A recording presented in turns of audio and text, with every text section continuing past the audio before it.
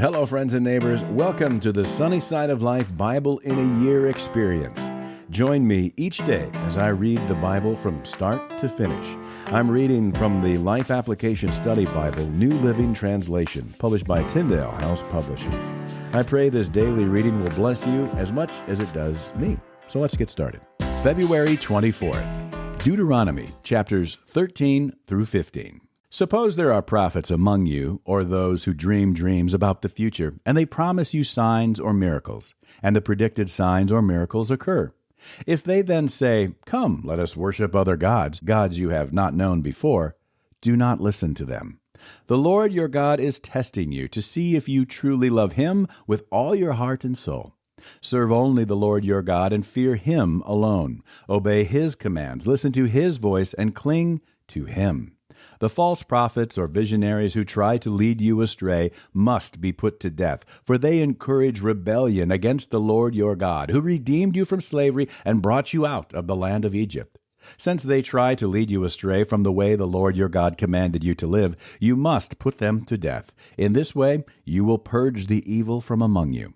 Suppose someone secretly entices you, even your brother, your son or daughter, your beloved wife, or your closest friend, and says, "Let us go worship other gods, gods that neither you nor your ancestors have known." They might suggest that you worship the gods of peoples who live nearby, or who come from the ends of the earth. But do not give in or listen. Have no pity, and do not spare or protect them. You must put them to death. Strike the first blow yourself, and then all the people must join in. Stone the guilty ones to death, because they have tried to draw you away from the Lord your God, who rescued you from the land of Egypt, the place of slavery. Then all Israel will hear about it and be afraid, and no one will act so wickedly again. When you begin living in the towns the Lord your God has given you, you may hear that scoundrels among you are leading their fellow citizens astray by saying, "Let us go worship other gods, gods you have not known before." In such cases, you must examine the facts carefully. If you find that the report is true and such a detestable act has been committed among you, you must attack that town and completely destroy all its inhabitants as well as all the livestock. Then you must pile all the plunder in the middle of the open square and burn it.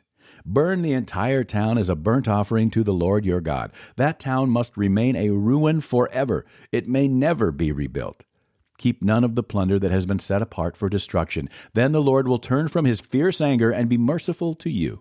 He will have compassion on you and make you a large nation, just as He swore to your ancestors. The Lord your God will be merciful only if you listen to His voice and keep all His commands that I am giving you today, doing what pleases Him.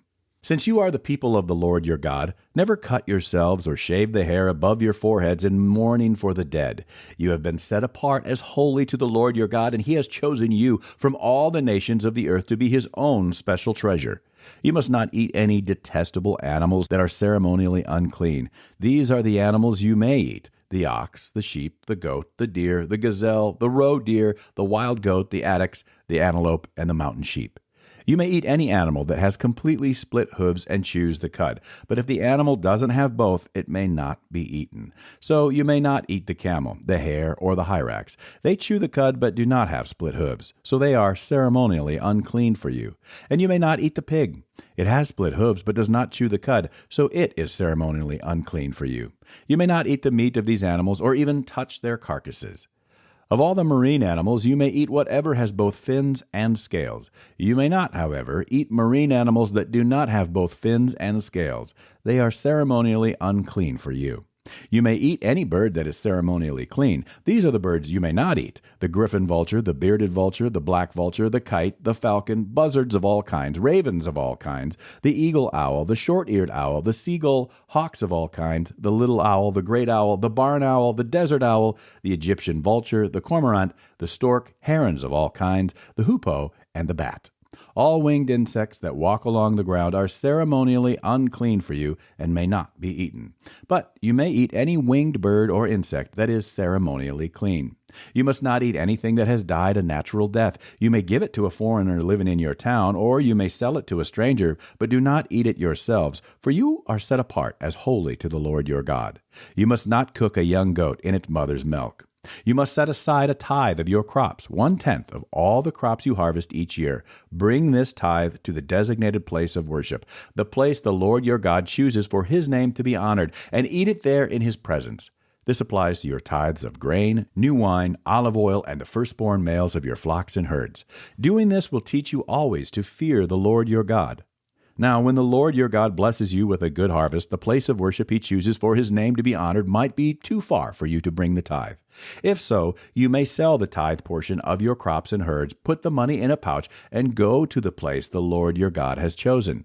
When you arrive, you may use the money to buy any kind of food you want: cattle, sheep, goats, wine, or other alcoholic drink. Then feast there in the presence of the Lord your God and celebrate with your household. And do not neglect the Levites in your town, for they will receive no allotment of land among you. At the end of every 3rd year, bring the entire tithe of that year's harvest and store it in the nearest town. Give it to the Levites, who will receive no allotment of land among you, as well as to the foreigners living among you, the orphans, and the widows in your towns, so they can eat and be satisfied. Then the Lord your God will bless you in all your work. At the end of every 7th year, you must cancel the debts of everyone who owes you money. This is how it must be done.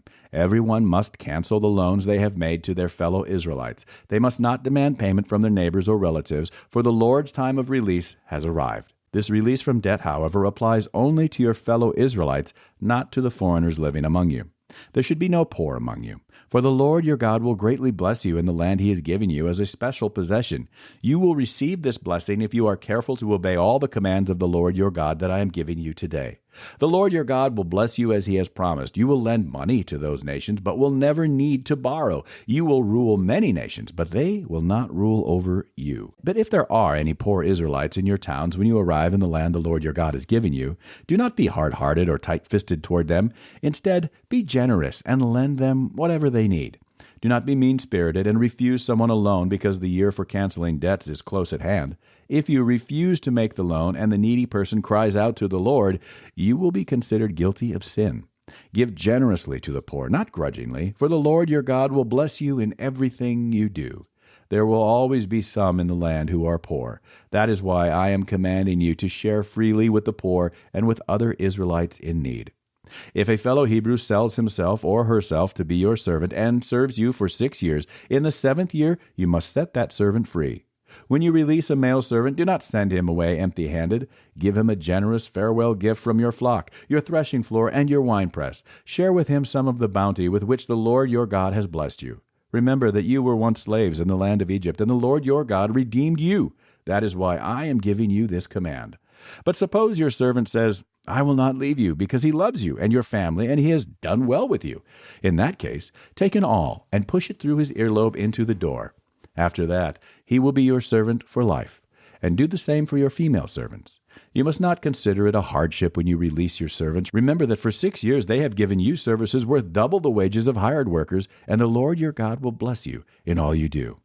You must set aside for the Lord your God all the firstborn males from your flocks and herds. Do not use the firstborn of your herds to work your fields, and do not shear the firstborn of your flocks. Instead, you and your family must eat these animals in the presence of the Lord your God each year at the place he chooses.